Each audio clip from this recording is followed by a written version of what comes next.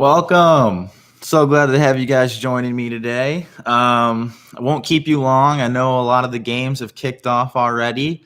Um, Seeing as it is 1:30, I know Miami and Michigan State are in a defensive struggle right now. That's a game I have my eyes on closely for those early games. But the two teams I'm going to talk about today specifically actually don't play till later this afternoon. So we've bought ourselves some time here.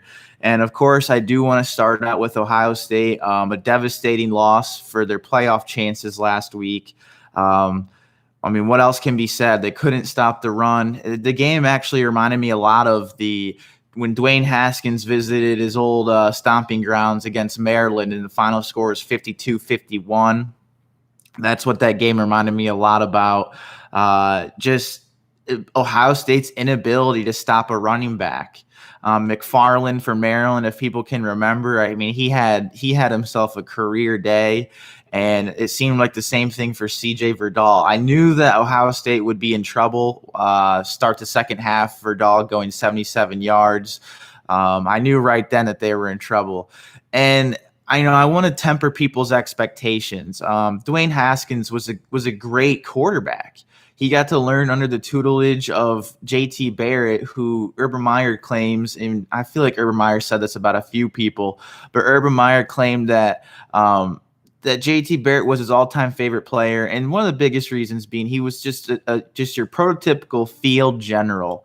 And props to J.T. Barrett for not having maybe the skill set of the quarterbacks that have come after him, but for, his freshman year will for always be remembered for, he was the emergency starter for Braxton Miller. And, they did lose the game to Virginia Tech, and he did go down against Michigan, but Ohio State wouldn't have been in a position to win the national championship in 2014 if not for a fabulous freshman year for J.T. Barrett. And so Dwayne Haskins got to learn under him. And then, I think too, Ohio State fans they've definitely been spoiled in a way. I mean, Justin Fields was not the number one quarterback. He was the number one player in his entire class. So Justin Fields was a remarkable player. He had a particularly just fantastic 2019, and he was terrific. So, my brother is one of the big proponents of playing Quinn Ewers right now. And it's hard to argue against, I would like to see Quinn Ewers at some point this year, especially given how the season may or may not turn out. If Ohio State has 2 or 3 losses to their name by the end of the year, there's no reason not to play a Quinn Ewers. But I do think we need to give CJ Stroud some more time. CJ Stroud, and I get it.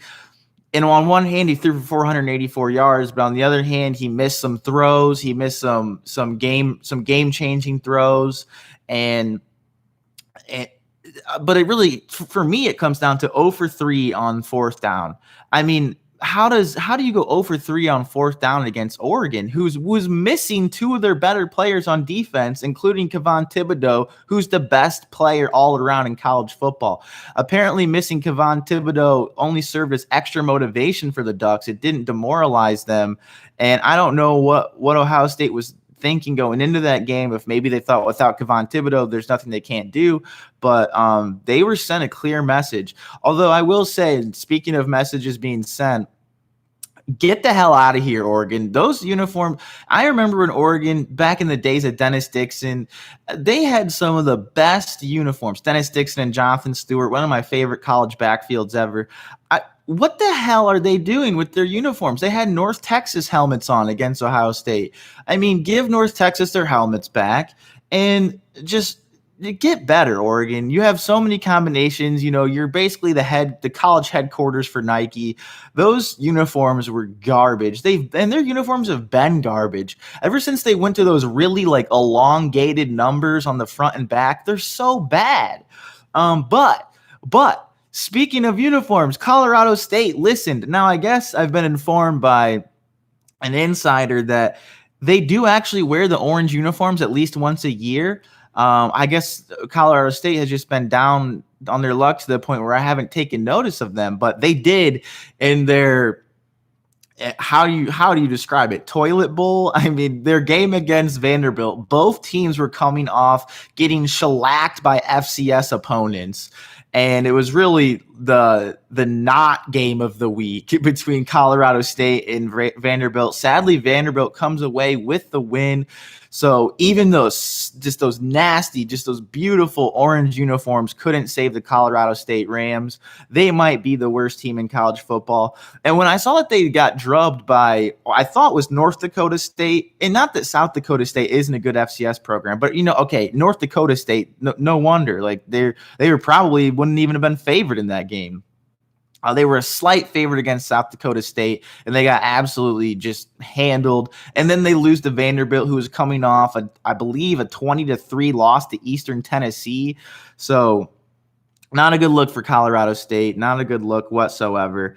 But yeah, I do think moving ahead for Ohio State. Oh, and one other tidbit. Dillon Gabriel goes down on that last play last night. It looks like UFC is going to win the game until they throw a pick six with like 10 seconds left.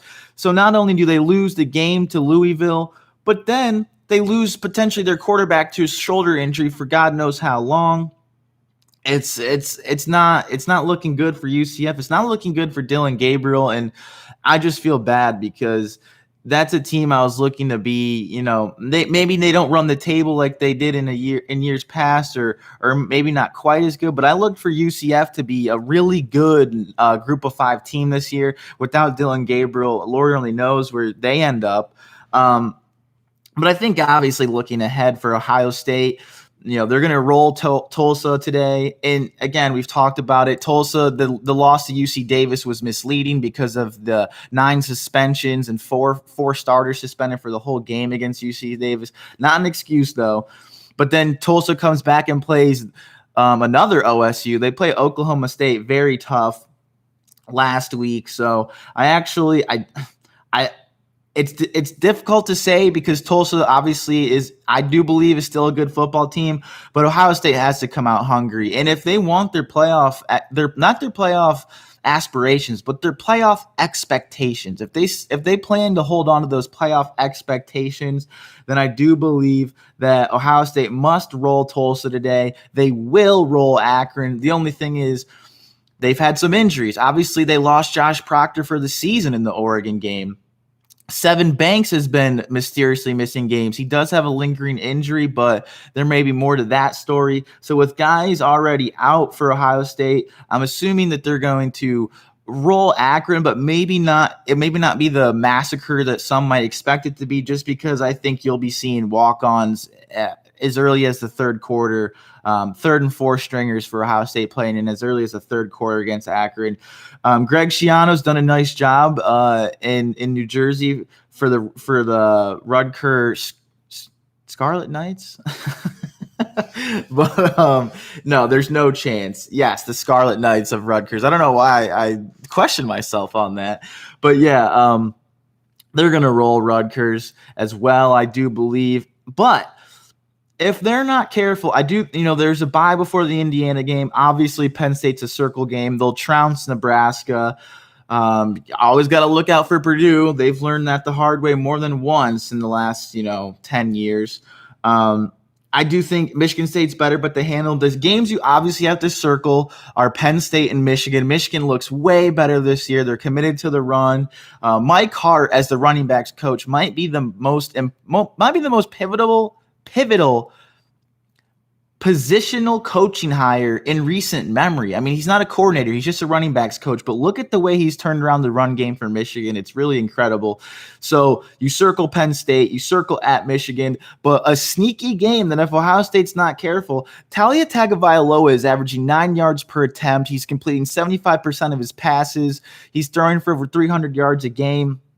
Talia Tagovailoa, he was making NFL throws last night against Illinois. I mean, there's just no arguing it. He was making throws to the sideline. I mean, he was making NFL throws not only in but outside of the pocket. I actually have Talia Tagovailoa as a dark horse Heisman candidate as we sit here today.